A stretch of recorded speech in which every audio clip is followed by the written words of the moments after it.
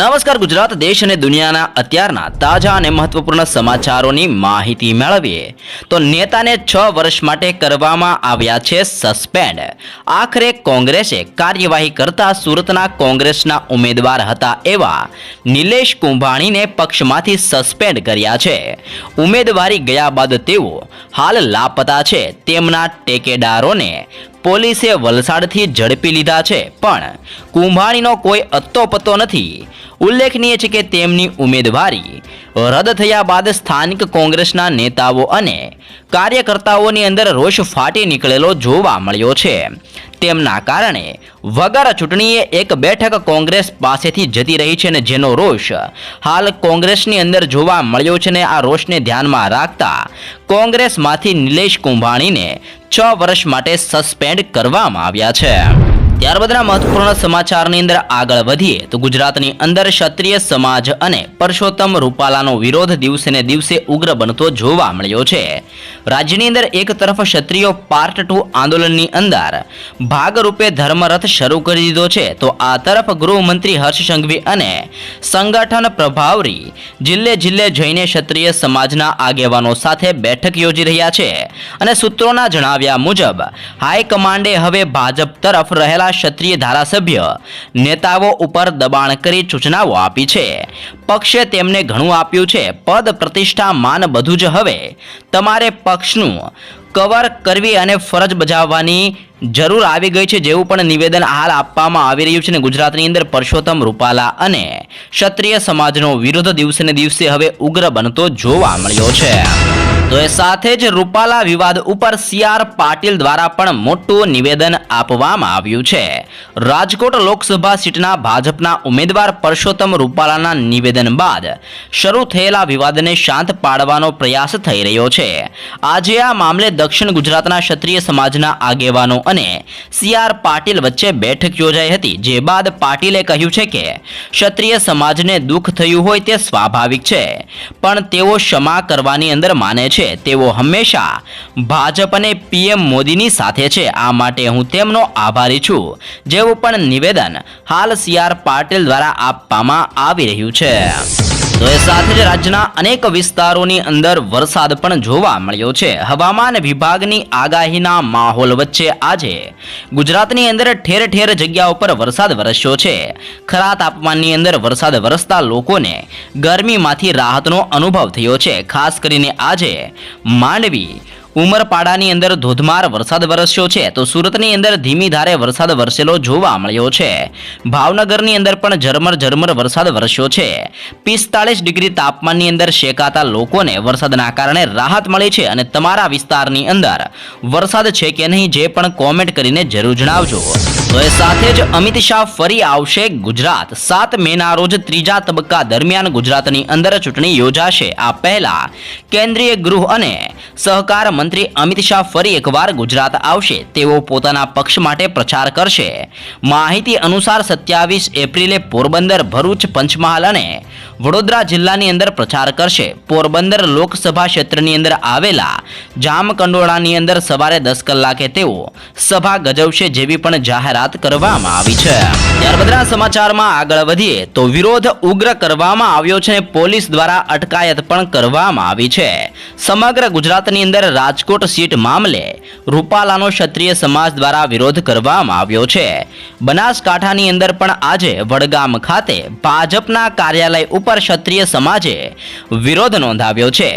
Police દ્વારા 10 જેટલા યુવકોની અટકાયત કરવામાં આવી છે। વિરોધના કારણે ભરત ડાભીની બેઠક પણ કેન્સલ કરવી પડી છે। બનાસકાંઠાની અંદર ક્ષત્રિય સમાજે અસ્મિતા રથ સાથે ભાજપ સામે વિરોધ પણ વ્યક્ત કરેલો જોવા મળ્યો છે। તો એ સાથે જ ચૂંટણી સમયે મતદાન નહીં કરવાની ચીમકી પણ આપવામાં આવી છે। લોકસભાની ચૂંટણી પહેલા ગુજરાતની અંદર અમુક એવા સ્થળો છે જ્યાં મતદાન ન કરવાની ચીમકી ઉચ્ચારવામાં આવી છે અને જેમાં હવે સુરેન્દ્રનગરનો પણ લખતર વિસ્તાર પણ ઉમેરાઈ ગયો છે।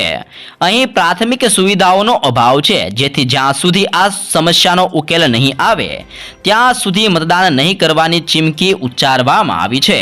અને આ વિસ્તારની અંદર રસ્તા, પાણી, વીજળી જેવી સામાન્ય જરૂરિયાતની પણ અત્યારે જરૂરિયાત છે ને જે પણ પૂરી કરવામાં નથી આવીને જેના કારણે અનેક વિસ્તારોની અંદર મતદાન નહીં કરવાની ચીમકી હાલ લોકસભાની ચૂંટણી દરમિયાન ઉછેરવામાં આવી રહેલી જોવા મળી છે. તો એ સાથે જ અહેમદાબાદથી રાજકોટ ફક્ત 2 કલાકમાં કેન્દ્રીય રેલવે મંત્રી અશ્વિની વૈષ્ણવે આજે 1 દિવસીય રાજકોટ મુલાકાતે હતા અને અહીં ચેમ્બર ઓફ કોમર્સ દ્વારા આયોજિત કાર્યક્રમની અંદર તેમણે રેલવે પ્રવાસીઓ માટે મોટી જાહેરાત કરી છે. તેમણે કહ્યું છે કે આગામી સમયની અંદર વંદે સ્લીપર અને વંદે મેટ્રો ટ્રેન શરૂ કરાશે, જે અહેમદાબાદ અને રાજકોટ વચ્ચે ઝડપથી કનેક્ટિવિટી ઉપલબ્ધ થશે, જેથી અહેમદાબાદ અને રાજકોટ વચ્ચેની મુસાફરી માત્ર 2 કે 2.5 કલાકની અંદર પૂરી થઈ જશે, જેવું પણ મોટું નિવેદન કેન્દ્રીય રેલવે મંત્રી દ્વારા આપવામાં આવ્યું છે. ત્યારબાદના સમાચારમાં આગળ વધીએ તો ખેડૂતોને લઈને વિરોધ કરવામાં આવી રહ્યો છે. ડુંગળીની નિકાસ ઉપર પ્રતિબંધ છતાં કેન્દ્ર સરકારે એવો નિર્ણય કર્યો છે જેથી ગુજરાતના ખેડૂતોને લાભ થયો છે. આ ફાયદો જોઈને હવે મહારાષ્ટ્રના ખેડૂતો દ્વારા પણ વિરોધ દર્શાવવામાં આવ્યો છે.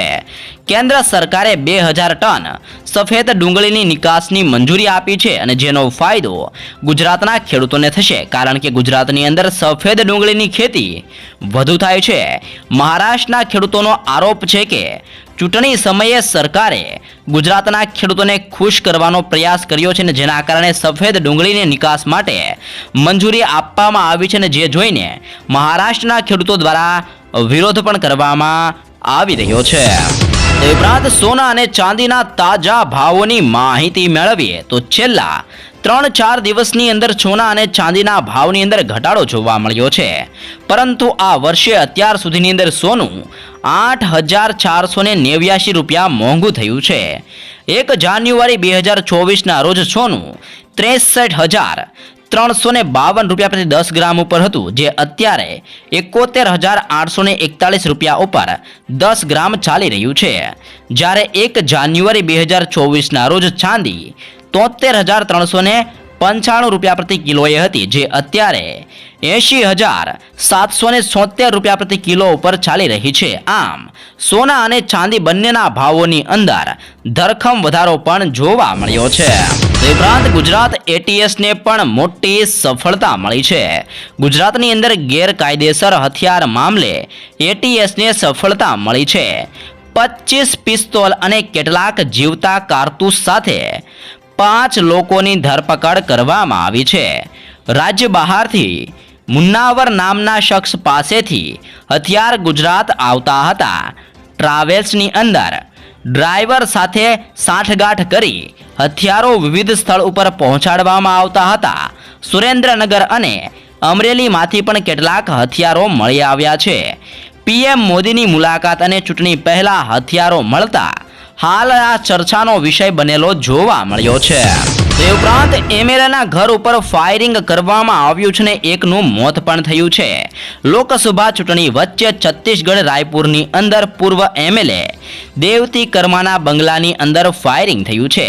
હુમલાની અંદર એક પોલીસ કર્મીનું મોત થયું છે, જ્યારે એક જવાન ઘાયલ થયો છે. દેવતી સ્વર્ગસ્થ મહેન્દ્ર કર્માની પત્ની છે, જે બસ્તર ટાઈગર નામથી ફેમસ છે.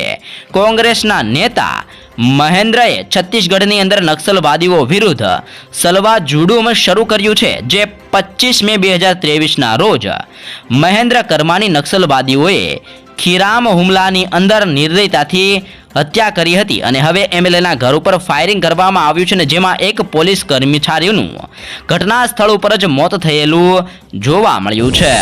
ત્યારબાદના સમાચારમાં આગળ વધીએ તો પોલીસ ભરતી ઉમેદવાર માટે પણ ખાસ સૂચના બહાર પાડવામાં આવી છે.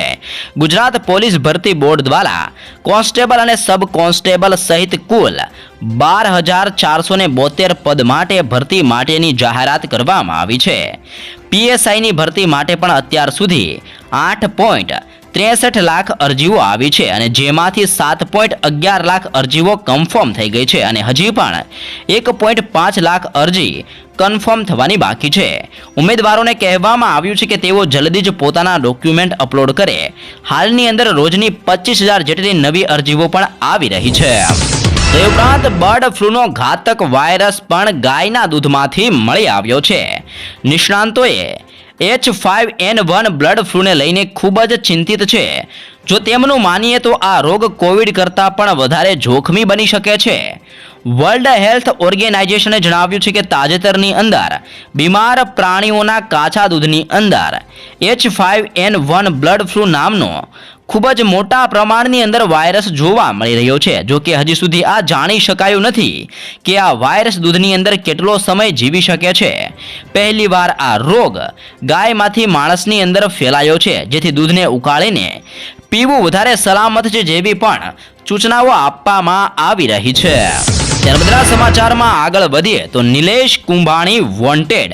સુરત લોકસભા સીટના કોંગ્રેસ પાર્ટીના ઉમેદવાર નિલેશ કુંભાણીનું ફોર્મ રદ થયા બાદ આ ઘટના ભાજપનું ષડયંત્ર હોવાનો કોંગ્રેસ પાર્ટીએ આક્ષેપ કર્યો છે. હવે સુરતની અંદર નિલેશ કુંભાણી વોન્ટેડના પોસ્ટર પણ લાગ્યા છે. આમ આદમી પાર્ટીના નેતા દિનેશ કાછડિયાએ કહ્યું છે કે ભાજપે નિલેશ કુંભાણી અને ત્રણેય ઠેકેદાર અને ડમી ઉમેદવારને ખરીદી લીધા છે. આ માટે તેમને ₹15 કરોડ જેટલી રકમ પણ ચૂકવવામાં આવી છે અને અહીં ભાજપના ઉમેદવાર બિનહરીફ વિજેતા થયા છે, જેને લઈને હાલ કોંગ્રેસની અંદર ભારે રોષ જોવા મળી રહ્યો છે.